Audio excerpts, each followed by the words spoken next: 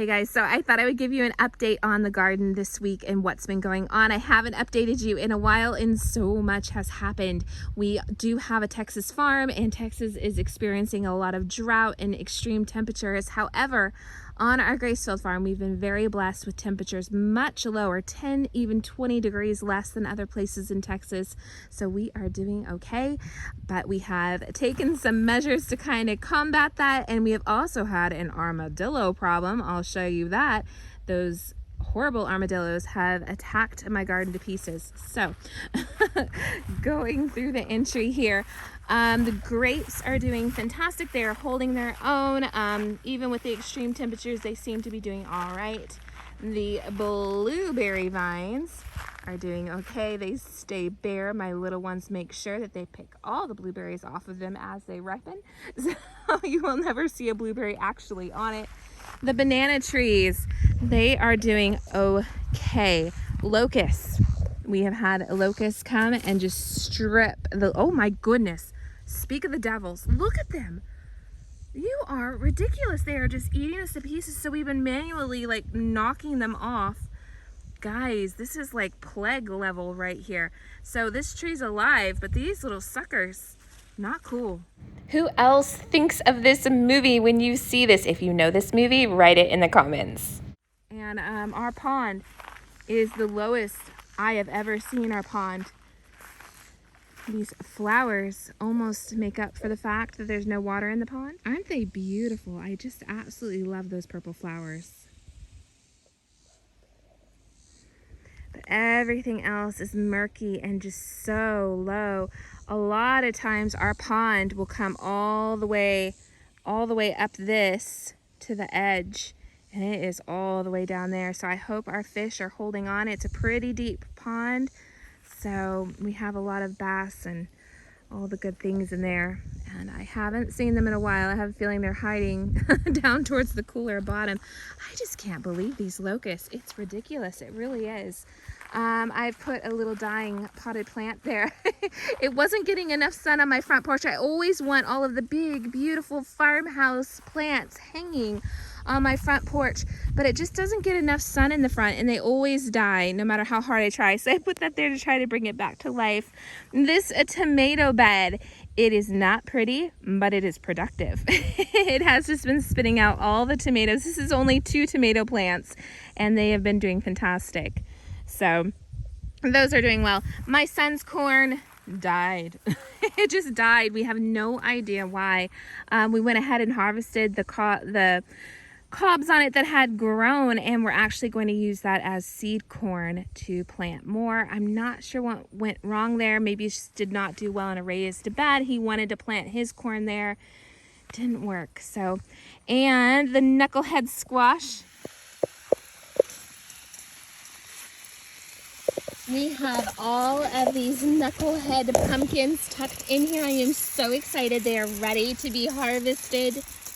They're so lovely, and I want to get them off here before some rabbit decides to come eat them. I'm going to take my good shears and get them off. You can eat Knucklehead Pumpkins if you so desire. They have a mild, sweet flavor. I'm not sure if we'll use these for decor or what, but I am so excited to have our very own pumpkins. So that little bush that was planted, I used to think it was a bird, but it turns out it was my Hannah bird. She took one of our old pumpkins from last year and planted it right here, and now we have all of these pumpkins. I am actually amazed with how easy these are to cut.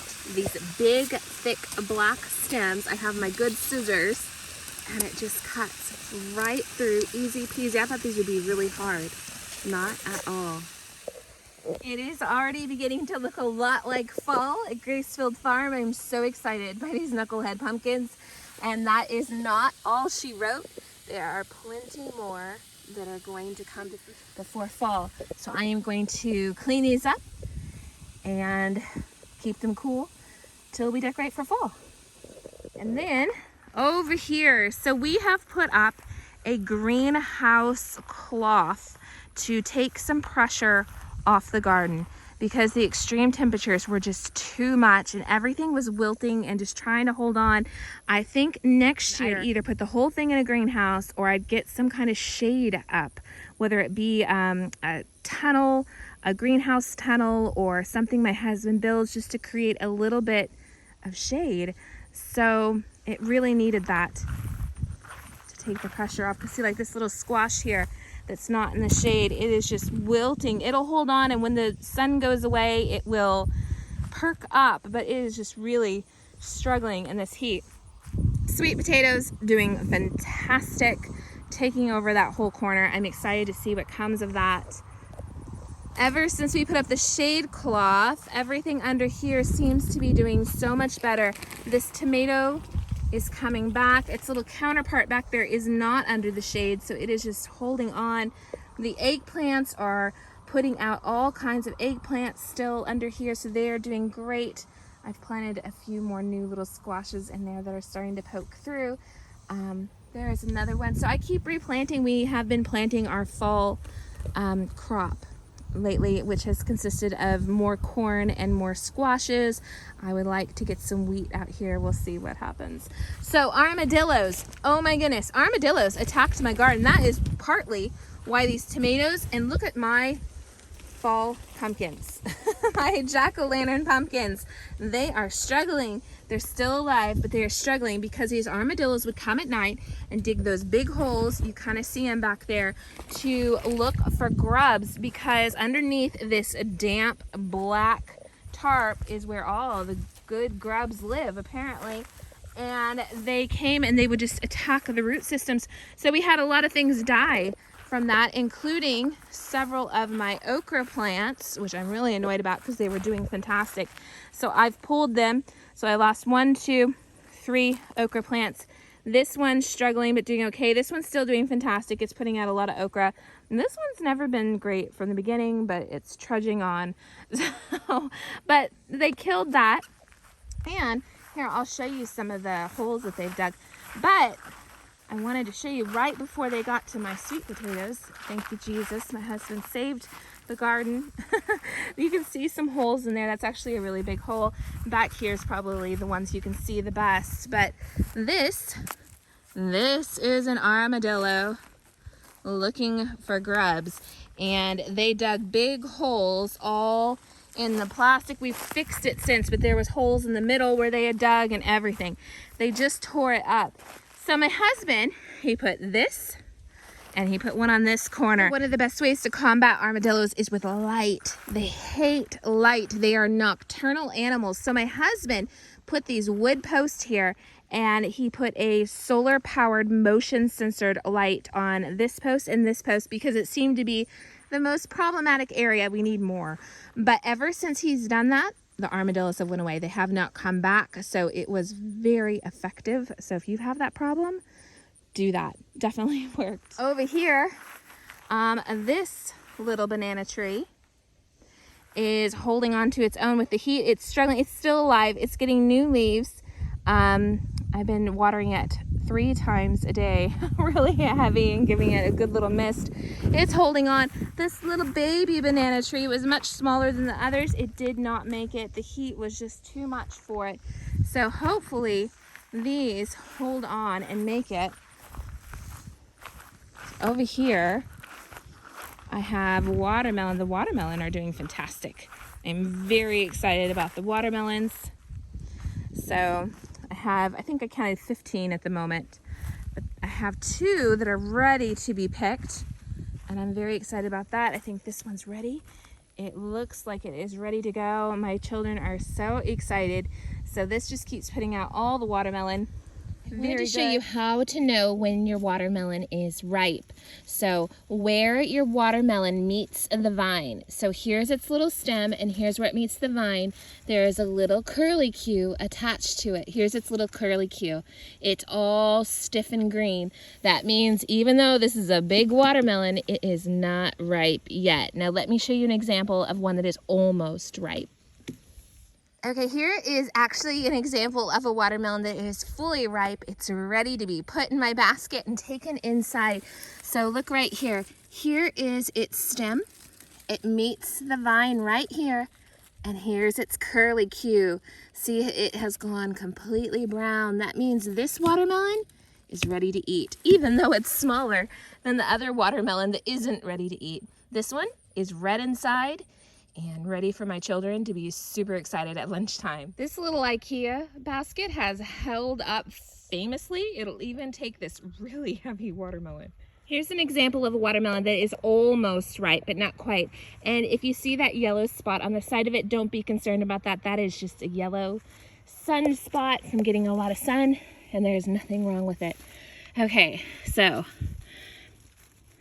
here is this one's stem. The stem meets the vine here. And there, if you can see, is its curly Q is half brown, half green. That means it's almost there, but not quite, even though it's huge. So sometimes the small ones ripen fast and sometimes the big ones take longer. It just depends. Armadillo dug up all of my garlic except for that one. So I might need to replant the garlic. I'm glad they're gone, but they did a lot of damage. It's amazing how much damage a few little creatures can do. So right now is also a good time to plant corn, which I have done. I have planted new corn in this row. They seem to be doing really well in this heat. I have one little blue pumpkin plant there trudging on. It's not really liking the heat. And then acorn squash. We've been getting all of the acorn squash, and I am so excited about those. We love that. Squashes, they're just I don't know what happened to that one. That might end up being a seed squash because, yeah, I don't know what happened to it. I don't know if that's because of the armadillos or what. And the eggplants just keep putting out. There's lots of new little baby eggplants growing there. My husband, he put up this cloth with that trellis thing I had in the middle. So not beautiful, but effective. And you do what you gotta do to make it all work. So jalapenos, our jalapenos are doing a great. They definitely do not like all the heat that's been going on, but they are still spitting out. If you see all of those little tiny jalapenos, if I had only known that there was going to be a red jalapeno shortage in the world and also a sriracha shortage accordingly, I would have grown a lot more. I've grown enough red jalapenos to make my own sriracha for my family, but not enough to share, unfortunately. So I would have grown a lot more if I had known that that was going to happen. My jalapenos have definitely struggled in the heat, but they have kept on going. So I have gotten a couple of good big handfuls of them. And then there's my basil. You know I love my basil. It just keeps on going. I keep pinching it and it just keeps putting out all of the fabulous basil. My cinnamon basil keeps growing. It's gotten significantly bigger since I've been pruning it. So I'm happy about that. Mr. Grasshopper thinks he can camouflage himself and just snack on my basil. But he is sadly mistaken. No, I want to touch him on your video. Okay, you touch him. Boop. Wait, where did he go? Something jumped on me. Can you get him off my basil plant, Pumpkin? Where is he? I don't know. He's there somewhere. He's camouflaged. Yep. Every garden needs a little boy to remove the pests. So we took some of this old corn that we were going to feed our pigs, and we took it inside to dry it out and just see what happened with it. And they began sprouting, which is not what we were going for.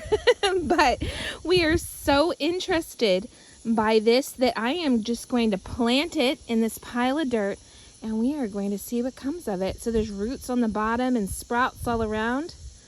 We will see what happens. I am not going to even plant it deep. I am going to leave those little sprouts poking out, and we'll just see what comes of it. My lemon balm, I don't know what happens with it. It's like the more I water it, the more it dies. So it might be the location. I'm not really sure. It has not done well this year. Next year I'll have to try harder with that. So, and then over here, I got to plant 2 little blackberry bushes on this fence that I'm very excited about. Unfortunately, Mr. Armadillo realized that there was freshly dug damp ground, so he dug this one over here up. Here's another one of his holes. Goodness. So I found a little piece of the root system left and stuck it back in the ground, but I don't know if that's gonna make it. So, and here's another one over here. Blackberry bushes are very hardy, so hopefully next year when I show you how this is doing, they are significant and have grown a lot. I'd like to buy a few more just to see if I can really get it to overtake this fence, but that would be fantastic. So that's a new addition. Our trees are doing fabulous. This is our red delicious apple tree, and we are very excited to see what comes of that. And we have, as you know, all of the peach trees. There's that one. My husband has moved those 3 over there. And this is a red gala apple tree. And then we have all the pear trees. This is a pear tree. And that is a dead apple tree. We've been trying to bring it back to life from last year. Another armadillo hole. I don't think that one over there is going to make it though. This one is a pear tree that's doing fantastic. It's my favorite one. It's just strong and healthy, and I love the shape of it. It's doing really good. Over here is Garfield. Are you protecting the garden? Can you chase off armadillos for me? Yeah. This is the singing cat, if you saw that. We had to keep him. He sings when he eats. He loves food, just like the real Garfield. He's so sweet. We love him. The lemons and the key limes, they're doing great still. What this garden really needs is a fence to keep things out, and that would really be helpful with the armadillos. My husband, my poor sweet husband, he has been working on it every spare minute he has. He works all the time. He got out here on his last day off and he finished putting all the posts in. It goes all the way up to the gate and around, and we're hoping back behind the garden is a kind of a path for the cows to walk behind to change from the paddock over here to their new paddock in the front that we are creating, just to kind of rotate them. So he's been working on that. He's always working on something. So anyways, a very hot garden tour with a very sweet cat. And I am going to get inside. You loving life, Mittens? You loving life. My little farm princess, Alyssum, she loves this tire swing.